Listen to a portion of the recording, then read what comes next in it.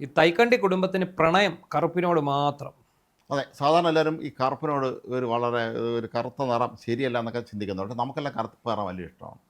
കറുപ്പ് പിന്നെന്താ, ഭഗവാൻ ശ്രീകൃഷ്ണൻ്റെ നിറം പോലും കറുപ്പാണ്. അതെ. അപ്പോൾ ഏതായാലും ഈ പിണറായി കുടുംബത്തിന്, ഈ തെക്കൻ്റെ കുടുംബത്തിന് ഈ കറുപ്പിനോടുള്ള ഇഷ്ടത്തിനെക്കുറിച്ച് പലരും പറഞ്ഞ അവഖ്യാതി ഇവർ മറ്റേ ജ്യോതിഷക്കാർ പറഞ്ഞനുസരിച്ച് കറുപ്പിനോട് ഇഷ്ടം കാണിക്കുന്നു എന്നാണ്. കറുത്ത കാറ് എല്ലാം കറുപ്പ്, മൊത്തത്തിൽ കറുപ്പിൽ. ക്ലിഫ് ഹൗസിലെ തൊഴുത്തിൽ പശുക്കൾ, അതെ, അങ്ങനെ കറുത്ത പശു എല്ലാം കറുപ്പാണ്. അങ്ങനെ പശുമ്പ കുത്തുമോ എന്നൊക്കെ ജഗതി ചോദിക്കത്തില്ല ഒരു സിനിമ.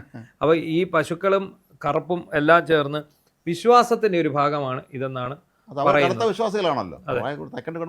കടുത്ത വിശ്വാസികൾ അവരെല്ലാ അമ്പലങ്ങളിലും, ഗുരുവായൂർ അമ്പലത്തിൽ പോകുന്നുണ്ട്, തമിഴ്നാട്ടിലെ അമ്പലത്തിൽ പോയി പ്രത്യേക പ്രാർത്ഥന, പ്രഗതീശ്വരത്തിൽ പോയി, തഞ്ചാവൂർ പോയി. ഇന്നിപ്പോൾ എനിക്ക് തോന്നുന്നത് ഇന്ന് വീണ തെക്കണ്ടി ചോദ്യം ചെയ്യലിന് ഹാജരാകുന്നതോടനുബന്ധിച്ച് ഒരുപക്ഷെ ഇന്ത്യയിലെ തന്നെ വിവിധ സംസ്ഥാനങ്ങളിലെ അമ്പലങ്ങളിൽ പ്രത്യേക വിശേഷാൽ പൂജയും സംഗതികളൊക്കെ ഏർപ്പാടാക്കിയിട്ടുണ്ടായിരിക്കാം. ജ്യോതിഷികളൊക്കെ വന്ന് പ്രത്യേക പൂജയോ ഹോമോ ഒക്കെ നടത്തിക്കൊണ്ടിരിക്കുന്ന സമയമായിരിക്കാം പക്ഷേ നമ്മൾ ഈ ചർച്ച നടത്തിക്കൊണ്ടിരിക്കുമ്പോൾ. എന്തായാലും പതിവ് തെറ്റിക്കാതെ കറുത്ത കാറിലാണ് വന്നത്, കറുത്ത മാസ്കും ഒക്കെ ധരിച്ച്. ആ കാറ് നമ്മളെ പാപ്പരാസികൾ, അതായത് നമ്മുടെ മാപ്രകൾ കാറിനെ ഒന്ന് പിന്തുടർന്ന് നോക്കി. പുതിയ ഗംഭീരം കാർ, അത് മറ്റേ ഇതിൻ്റെയാണ്, ഹൈക്രോസ് ആണ്, മറ്റേ ഇന്നോവ ഹൈക്രോസ്. 25 ലക്ഷം മുതൽ 40 ലക്ഷം രൂപ വില വരുന്ന വണ്ടിയാണ്. അപ്പോൾ ഈ വണ്ടിയുടെ പുതുപുത്തൻ വണ്ടി ആയതുകൊണ്ട് ഇതിൻ്റെ നമ്പർ പ്ലേറ്റ് ഒക്കെ കണ്ടുകൊണ്ട് എല്ലാവരും ഒന്ന് പരിവാഹനിലും മോട്ടോർ വാഹന വകുപ്പിൻ്റെ സൈറ്റുകളിൽ ഏത് മുതലാളിയുടെ കാറാണ് എന്നറിയാൻ വേണ്ടിയാണ് പരതിയത്. അതോ ഇനിയും പെട്ടെന്ന് തന്നെ ഡെലിവറി എടുത്തിട്ട്, എന്തായാലും അതിൻ്റെ നമ്പർ ഫാൻസിയാണ്, 0234 ആണ്. അപ്പോൾ നമ്മളിതെല്ലാം പരതി കഴിഞ്ഞപ്പോൾ ഇതിൽ പരിവാഹൻ സൈറ്റിൽ ഈ നമ്പറിലുള്ള വണ്ടിയുടെ വിവരങ്ങൾ ലഭ്യമായിട്ടില്ല. അതെന്താണെന്ന് നമ്മളിങ്ങനെ അന്വേഷിച്ചപ്പോൾ, നമുക്ക് പരിചയമുള്ള മോട്ടോർ വാഹന വകുപ്പിലെ ജോലിക്കാരോടൊക്കെ അന്വേഷിച്ചപ്പോൾ അത് എനിക്ക് തോന്നുന്നു മറ്റേ ഫാൻസി നമ്പറാണ്. അപ്പോൾ വലിയ വില കൊടുത്ത് വാങ്ങിച്ച നമ്പറാണ്, ഫാൻസി നമ്പറാണ്. അപ്പോൾ ആ നമ്പർ വാങ്ങിയിട്ട് അതിൻ്റെ വിവരങ്ങളെല്ലാം എൻ്റർ ചെയ്ത് വരുന്നതുകൊണ്ടാണ് പരിവാഹൻ സൈറ്റിൽ അത് പ്രത്യക്ഷപ്പെടാത്തത് എന്ന് തോന്നുന്നു എന്ന് പറയുന്നു. ഇനി അഥവാ ഇവന്മാർ മൂടി വെച്ചതാണോ എന്നും അറിയില്ല. സാധ്യത കളയാൻ പറ്റില്ല. കാരണം ഇപ്പോഴും ഇവിടെ ഉദ്യോഗസ്ഥന്മാർ മുഴുവൻ CPM തന്നെയാണല്ലോ. അവിടുന്ന് രാവിലെ പുറപ്പെടുമ്പോൾ തന്നെ പറഞ്ഞാണ്. എന്താണെങ്കിലും ആ ഒരു വണ്ടിയുടെ പിന്നാലെ നമ്മൾ കുറേ നേരം സഞ്ചരിച്ചു നോക്കി എന്താണ് സംഭവം എന്നറിയാവുന്നതിന് വേണ്ടി. അപ്പോൾ തന്നെ അത് മനസ്സിലായി, പുതിയ വണ്ടിയാണ്. ആ വണ്ടി എന്തിനാണ്, രാശിപ്രകാരം എടുത്ത വണ്ടിയാണ് സാധ്യത. രാശി നോക്കി എടുത്തതാണോ എന്നറിയില്ല. ബുധനാഴ്ചയല്ലേ ഇന്ന്? ബുധനാഴ്ച വിദ്യയുടെ ദിവസമാണ്, വിദ്യാഭ്യാസത്തിന്റെ ദിനമാണെന്നാണ് ദോഷത്തിലെ സങ്കല്പം. അപ്പോൾ അങ്ങനെ കണക്കാക്കി നോക്കി വന്നായിരിക്കും, ഇറങ്ങിയായിരിക്കും. അപ്പോൾ ഈ പൂജ കഴിഞ്ഞ് വന്നായിരിക്കും. റിയാസിന്റെ കൂട്ടത്തിലാണ് വന്നത്. ഭർത്താവാണ് കൊണ്ടുവിട്ടത്, മുഹമ്മദ് റിയാസ് കൊണ്ടുവിട്ടു. അതിനുശേഷം റിയാസ് എങ്ങോട്ടോ എസ്കേപ്പായി. കാരണം അതിനകത്ത് ഒരു കാര്യമുണ്ട്, പിണറായി വിജയന് വരാൻ സാധിക്കില്ല. അദ്ദേഹം വന്നു കഴിഞ്ഞാൽ അത് വേറെ രീതിയിൽ വ്യാഖ്യാനിക്കപ്പെടും. അതുകൊണ്ടാണ് പിണറായി വിജയൻ മുൻ മന്ത്രിയും മരുമകനുമായിട്ടുള്ള മുഹമ്മദ് റിയാസ് MLA കൂട്ടി വിട്ടത്. എന്തായാലും കറുപ്പ് അതോടുകൂടി വീണ്ടും ചർച്ചകളിൽ നിറഞ്ഞു. തൈക്കണ്ടി കുടുംബത്തിന് കറുപ്പിനോട് അടങ്ങാൽ തീരാത്ത പ്രണയം. പക്ഷേ ഇതേ കറുപ്പ് കാണുമ്പോൾ ചതുർത്ഥി ഇളകിയിരുന്ന ആളാണ് പിതാശ്രീയായിട്ടുള്ള പിണറായി വിജയൻ. അദ്ദേഹം പങ്കെടുക്കുന്ന സമ്മേളനങ്ങളിൽ ഇപ്പോൾ മുഖ്യമന്ത്രി ആയിരുന്നു. അപ്പോൾ കറുത്ത ഷർട്ട് ഇട്ടാൻ പോയി വീട്ടിൽ പോയി ഷർട്ട് മാറ്റിട്ട് വരാൻ പറയുമായിരുന്നു, അല്ലെങ്കിൽ ഇവിടെ ഇരിക്കാൻ പറ്റില്ല എന്ന് പോലീസ് അല്ല, മരണവീടിന് മുമ്പിലെ കരിങ്കൊടി അടിപ്പിച്ചായിരുന്നു. ഇദ്ദേഹം കടന്നു പോകുന്ന വഴിയിൽ വലിയൊരു മരണവീടുണ്ട്. ആ മരണവീടിൻ്റെ മുമ്പിൽ അവർ റോഡിൽ വലിയ ആളും ബഹളവും, അതിൻ്റെ കൂട്ടത്തിൽ കുറേ കരിങ്കൊടി അവിടെ കെട്ടിയിരുന്നു. പോലീസ് ഒന്ന് അഴിപ്പിച്ചിട്ട് പറഞ്ഞു പുള്ളി പോയതിന് ശേഷം പറ്റും, അത്രയേ ഉള്ളൂ. കാരണം കാക്ക പറന്നു പോകുന്നത് പോലും, കാക്കയെ പോലും ഇവർ വെടിവെച്ച് ഓടിച്ചിരുന്നു എന്നാണ് പറയുന്നത്. ഇതിൻ്റെ മുമ്പിൽ കൂടെ പറന്നു കഴിഞ്ഞാൽ പ്രതിഷേധ സൂചകമായിട്ട് വരുന്നതാണെങ്കിലോ, കറുത്ത കാക്ക നമ്മളെ ഉപദ്രവിക്കാനൊക്കെ കൊണ്ട് ഇവന്മാർ മനഃപൂർവ്വം പറത്തി വിടുന്നതാണ് എന്നൊരു തോന്നൽ അവരുടെ ഭാഗത്തു നിന്ന് ഉണ്ടാകാതിരിക്കാൻ വേണ്ടിയായിരിക്കും. എന്താണെങ്കിലും ഈ കറുത്ത മാസ്കിന് പിന്നിൽ രണ്ടുണ്ട് കാര്യം. ഒന്ന്, മുഖത്തെ പരിഭ്രമവും വേവലാതിയും പേടിയും കണ്ണുകളിലുള്ള ഭീതിയും ഒന്നും ആരും ശ്രദ്ധിക്കില്ല എന്നുള്ളതാണ്. അതാണ് ഏറ്റവും പ്രധാനപ്പെട്ട കാര്യം. മുഖഭാവം മറയ്ക്കുന്നതിന് ഏറ്റവും ബെസ്റ്റ് മാസ്കാണ് കറുത്ത മാസ്ക്. ഇപ്പോൾ സാല കള്ളന്മാർ മാസ്ക് ധരിക്കുന്നുണ്ട്. നമ്മൾ കണ്ടില്ല, വലിയ കേസിലെ പ്രതികളെ പിടിച്ചുകൊണ്ട് വരുമ്പോൾ അവരുടെ മാസ്ക് വെച്ചുകൊണ്ട് വരേണ്ടില്ല. അത് ഒരിക്കൽ അത് അവർ ഉദ്ദേശിക്കുന്ന മറ്റൊന്നും കൊണ്ടല്ല, ഇനി ഞങ്ങളെ പിടികൂടരുത്. ഇത് ഈ മുഖം നമ്മുടെ മനസ്സിൽ രജിസ്റ്റർ ചെയ്ത് കഴിഞ്ഞാൽ പിന്നെ കുഴപ്പമില്ല. മാത്രമല്ല ഈ ചാനലുകൾ വീഡിയോ എടുക്കുന്നുണ്ടല്ലോ, അതെ, മുഖം വ്യക്തമല്ലല്ലോ. ഇത് ഇത്തവണ ഡ്രോൺ പറത്താൻ ഏതായാലും റിപ്പോർട്ടർകാരൻ വന്നില്ല. ട്രീ കട്ടർ സാധാരണ ഡ്രോൺ പറത്തേണ്ടതാണ്. അത് ED ഓഫീസുകാർ ഡ്രോൺ പറത്താൻ പോയാലേ അത്ര സുഖം ആവില്ല എന്നൊക്കെ നന്നായിട്ട് അറിയാം. മറ്റേ ചാനലുകളൊക്കെ എനിക്ക് തോന്നുന്നു അപ്പുറം ഇപ്പുറമൊക്കെ മാറി കെട്ടിടത്തിൻ്റെയൊക്കെ മണ്ടയ്ക്ക് കയറി നിന്ന് ഈ ഏരിയൽ Zoom ഷോട്ട് ചെയ്തൊക്കെ നോക്കുന്നത്. ഏരിയൽ ഷോട്ടൊക്കെ എടുക്കുന്നുണ്ട് ഈ മുഖം എങ്ങനെ കിട്ടും എന്നറിയുന്നതിന് വേണ്ടി. എന്തായാലും മുഖം കൊടുക്കാതെയാണ്.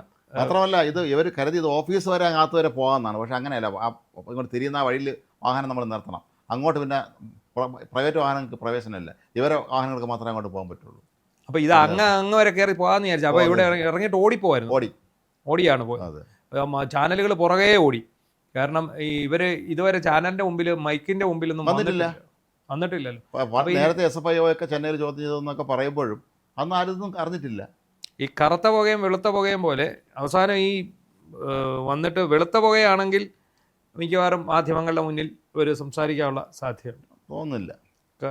അല്ലെങ്കിൽ പിണറായി വിജയൻ സംസാരിക്കും. അതാ മുഹമ്മദ് റിയാസ്. അതെ അവരങ്ങനെ സംസാരിക്കായിരിക്കും. അവർ അങ്ങനെയുള്ള ഒരു കാണും. പിന്നെ ഈ ചോദ്യം ചാനൽ ചർച്ചയ്ക്ക് വരുന്ന വിദ്വാന്മാരുണ്ടല്ലോ, രാത്രി ചർച്ചയ്ക്ക് വരുന്ന പണ്ടത്തെ പറയുന്നുണ്ടല്ലോ, ഇവരെ കൊണ്ട് നിർത്തി കൊടുത്താൽ അത് കൊച്ചിയില്ല. റെഡിയായിട്ട് അവർ ഉത്തരം പറഞ്ഞ് പിന്നെ വീണയുടെ പേരിൽ ഇനി വേറെ വല്ല കേസും ബാക്കിയുണ്ടെങ്കിൽ അതും കൂടെ ചേർത്താൻ കണക്കാക്കി അവർ പറഞ്ഞു. അനിൽകുമാറും അരുൺകുമാറും പോലെയുള്ളവരല്ലേ അവരൊക്കെ കളത്തി ഇറക്കി നടത്തണം ഫ്രണ്ടിൽ. എന്തായാലും നമ്മൾ എല്ലാ കേരള ജനതയെല്ലാം ഒന്നടങ്കം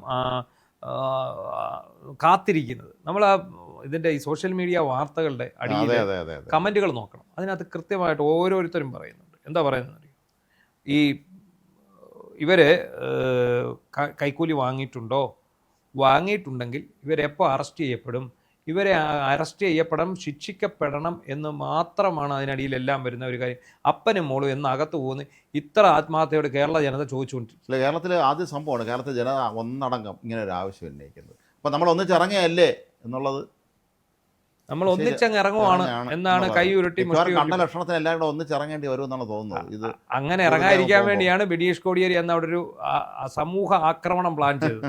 ആ ഒറ്റ പ്ലാനിങ്ങോടുകൂടി ഇനി ഒരുത്തനും ഇറങ്ങാത്ത അവസ്ഥയിലേക്ക് ആയി കഴിഞ്ഞു. ഉള്ളൊരു ബാക്കിയുള്ളൊരു പൂജപ്പര സുഖജീവിതം നയിക്കുകയാണ് അവിടെ. അവസാനം പിന്നാണ് അബദ്ധം പറ്റിയതാണെന്ന് പിണറായി വിജയൻ മനസ്സിലായത്. അദ്ദേഹം അതിനുശേഷം കർശന നിർദ്ദേശം കൊടുത്തെന്ന് ചോദിച്ചു.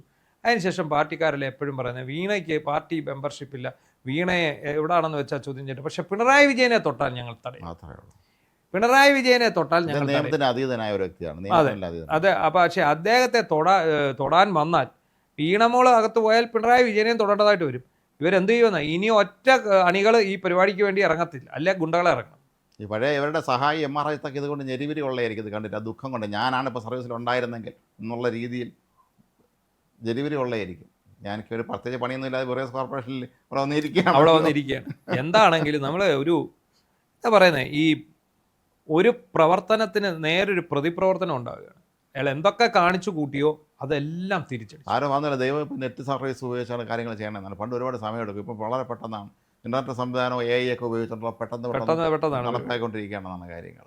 ഏതായാലും നമ്മുടെ ഇവിടുത്തെ ജീവനക്കാരെയും നമ്മുടെ മാധ്യമപ്രവർത്തകരെയും അവരുടെ വീടുകളിൽ ചെന്ന് നടത്തിയ അതിക്രമങ്ങൾക്ക് വലിയ ദൈവവിശ്വാസിയാണ് തായക്കണ്ടി കുടുംബം. അവർക്കത് മനസ്സിലായി കാണും. അവർക്ക് ദൈവം തിരിച്ച് കൊടുത്ത ശിക്ഷയാണെന്ന് മനസ്സിലായി. ഏത് അമ്പലത്തിൽ പോയാലും എവിടെ തമിഴ്നാട്ടിലും ഗുരുവായൂരമ്പലത്തിൽ പോയൊന്നും പൂജ നടത്തിയിട്ടൊന്നും യാതൊരു കാര്യമില്ല. ചിരഞ്ജീവിയായി പിണറായി വിജയൻ ഈ നാട് വാഴും എന്ന് കരുതിയിരുന്ന മുഴുവൻ അന്തം കമ്മികൾക്കും അതുപോലെ തന്നെ അടിമ കമ്മികൾക്കുമുള്ള ഒരു വലിയ തിരിച്ചറിവാണ്. ഇനി പിണറായി വിജയനും ഇല്ല, CPM ഇല്ല എന്നുള്ളൊന്നുമില്ല. എടുത്ത ഇഷ്ടിക തിരികെ കിട്ടിയിട്ട് വീട്ടിലേക്ക് പോവുകയും ചെയ്തു. ആ ഇഷ്ടിക കൊണ്ടുപോയി നമ്മൾ വയനാട്ടിൽ വീട് വെക്കാനുള്ളവർക്ക് വീട് കെട്ടിക്കൊടുക്കുകയോ എന്തെങ്കിലും ചെയ്യാം. ഈ ആറ്റുകാൽ പൊങ്കാലയുടെ ഇഷ്ടിക ശേഖരിച്ച് ഓരോ പരിപാടികൾ കാണിക്കുന്നു.